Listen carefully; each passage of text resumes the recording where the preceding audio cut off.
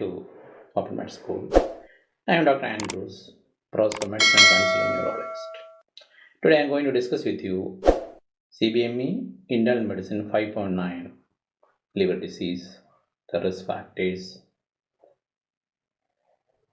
So I will be giving an overview of the liver disease, especially the chronic liver disease.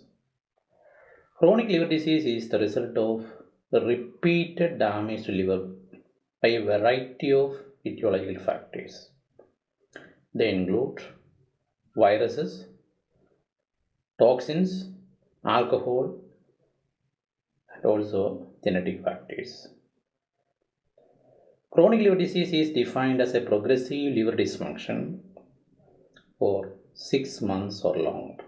So it is 6 months or longer liver dysfunction that is usually considered as chronic liver disease. And chronic liver disease, the end result is cirrhosis. And what is cirrhosis? Cirrhosis is fibrosis of the liver. The mechanism of fibrogenesis will be discussed in another session.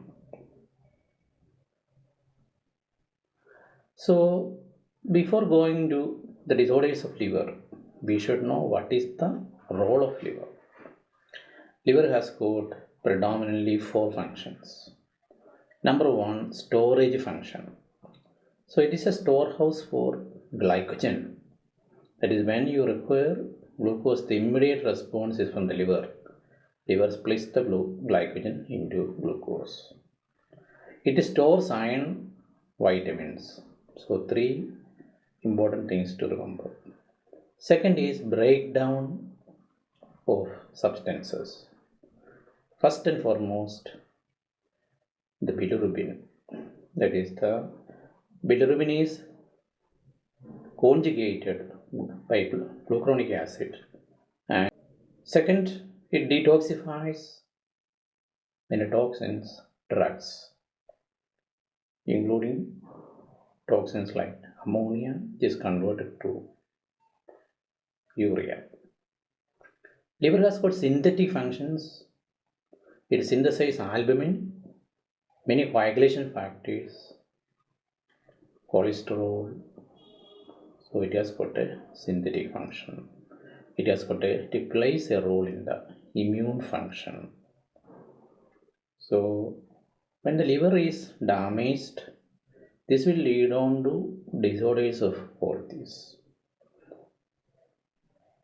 Now when we think about a liver disease, we should remember that this is one of the most important causes of loss of quality of life in those below 75 years. The true prevalence of chronic liver disease is difficult to assess because most of the cases of chronic liver disease passes through an asymptomatic phase, but there are no symptoms. Then the patient decompensates. So it is difficult to assess what is the. Here you can see a person with a chronic liver disease with a lot of significant sarcopenia. Muscle mass is lost. He will have a lot of complaints like general weakness, fatiguability. So we can say that the initial phases, the symptoms will not be due to or cannot be directly attributed to liver problem from history alone. So that is the importance of many patients with chronic liver disease presents with non-specific symptoms. Now let us think about the natural history. Progressive liver damage culminates in cirrhosis, and it is the irreversible state.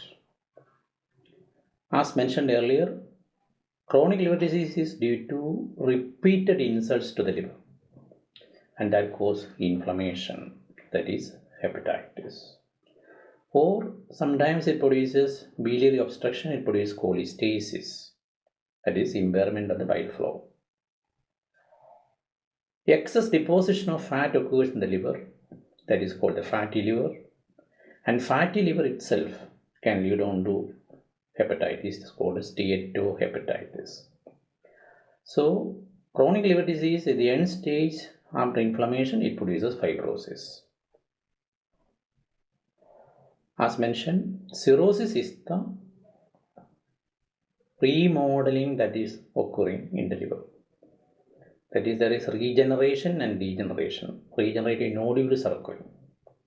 This will interfere with the architecture of the liver, compress on the sinusoids, and due to mechanical and chemical reasons like reduction in the nitric oxide or increase in endothelins secreted by the sinusoidal epithelial cells that produce vasoconstriction, that is endothelin produce vasoconstriction, nitric oxide produce vasodilation. All these leads on to increase in the portal pressure. When the portal pressure increases, systemic portosystemic shunting occurs. So many of the functions of liver gets deranged because without passing through the liver, the blood is shunted to systemic circulation, and this leads on to various manifestations like hepatic encephalopathy, about which we will discuss in another session. So, as mentioned, the patient can go from progressive, there can be hepatitis, fatty infiltration, again steatosis itself can produce hepatitis, fibrosis, end stage, liver disease. Initial stage is called a compensated phase, as the clinical manifestations are not there. And once it decompensates, the importance is that a decompensated liver disease has got significant mortality. Approximately 57% of the people can die. That is important. So, whereas compensated, if with lifestyle modification and treatment of the underlying etiology, you can even revert the process, and the mortality is also and morbidity is also less. That is important. So, understanding what is decompensated liver disease.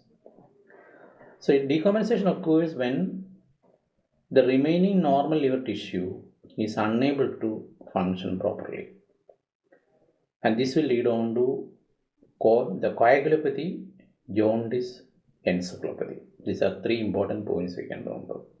So, with the development of decompensation, significant mortality and morbidity is there, and the presence of coagulopathy, jaundice, encephalopathy, definitely can say that the patient has got decompensation. So, many of these patients are having significant ascites. So, ascites with jaundice, definitely say, and if it is due to the liver disease, we can say it is a decompensated liver disease. For a patient with a prolonged PT plus features of chronic liver disease, again this is an example of a decompensated liver disease. So, you should remember that cirrhosis usually develops over many years and presents late. So, the process can be arrested, and in the early phase, this can be reverted back to normal. So, once you remember what are the etiologies or what are the risk factors for development of cirrhosis, the most important risk factor you should remember is the alcohol. So, reduction in the consumption of alcohol is important for stoppage of alcohol. So, alcohol, number one. Then hepatitis, especially hepatitis B and C. Hepatitis A will not produce. Then drugs and toxins. Already alcohol is a toxin. Other drugs, over the counter, herbal preparations, NSAIDs. So many drugs can, methotrexate, amiodarone. So drugs can produce fibrosis. So inappropriate use of drugs should be. Then third very important cause is the steatosis. That is with the increase in metabolic syndrome. That is hyperglycemia, hypertriglyceridemia, hypertension. All these patients are at risk of having fatty liver disease, which can finally end up in cirrhosis. Autoimmune causes, autoimmune hepatitis is there. And never forget, even though rare, genetic causes, that is like Wilson's disease, hemochromatosis. Wilson's disease and hemochromatosis are autosomal recessive conditions. Wilson is due to mutations in the ATP gene, ATP7B gene situated in chromosome number 17. So, these are two conditions which can occur from in families. So when you are taking the history, the presenting complaint initially there will not be any symptoms, vague complaints, fatiguability, weakness, etc. will be the complaint. Then patient may present with the jaundice. One of the most important presentation is upper GI bleed because of the portal hypertension and the portosystemic shunting that is occurring at the gastroesophageal junction. Viruses form and it will rupture. So upper GI bleed.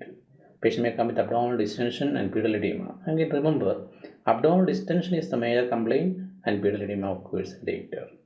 Then the patient may get various organ damages or disorders like hepatic encephalopathy due to toxins like ammonia, hepatopulmonary syndrome, hepatorenal syndrome, coagulopathy. So a myriad of symptoms presentation can vary. So during the history taking, you should ask about the history of the past medical history. The drugs, medication should be asked for, including herbal medications and drugs. Family history, there is anybody in the family with liver disease, and the social history is very important. The consumption of alcohol, recreational drugs, and also unprotected sexual activity, because hepatitis B and C can be is parental. The spread is parental, so sexual activity can also lead on to development of hepatitis B, and a vaccination history should also be taken. So today we have discussed about the major causes of liver disease that lead on to chronic liver disease. We said an overview about the cirrhosis and the stages of cirrhosis, that is a decompensated stage and a compensated stage, and risk factors and how to take the history of a patient with liver disease, especially thinking about the risk factors. Hope it was useful to you. We'll discuss the clinical findings and stigmata of chronic liver disease in the next session. Thank you.